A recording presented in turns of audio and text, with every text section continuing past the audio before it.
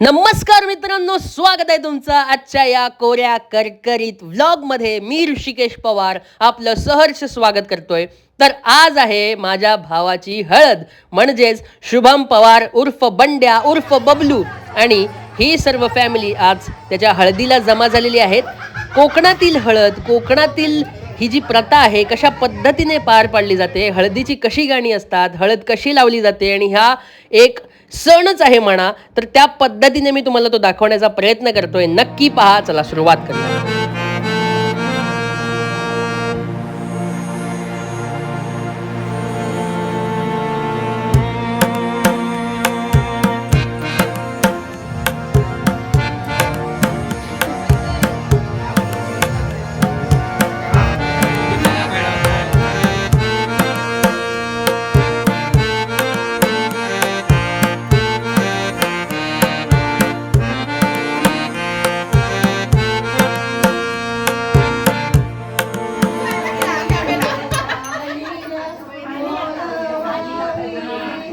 खाली घे बेटा.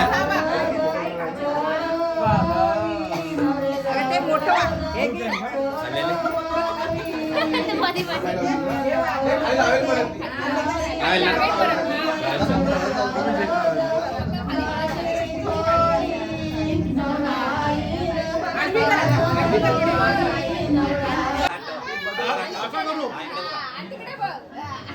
बघायला नका लावायचं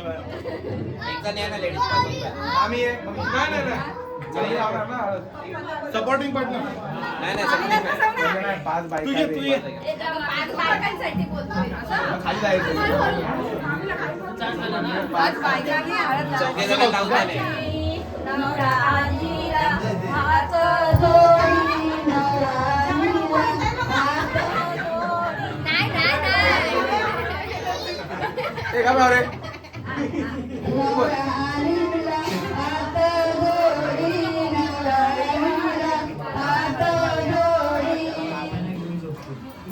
चला होळी करूया आता.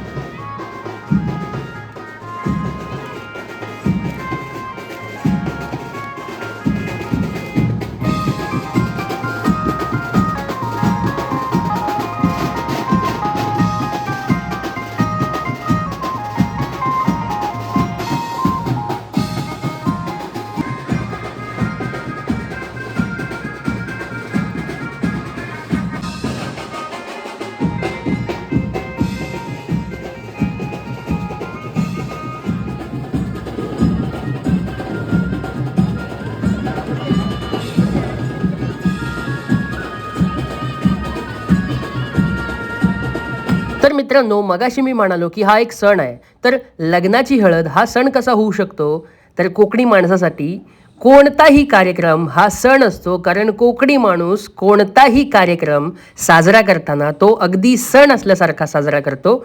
घरगुती पद्धतीने आमचा कोणताच कार्यक्रम होत नाही बरं का.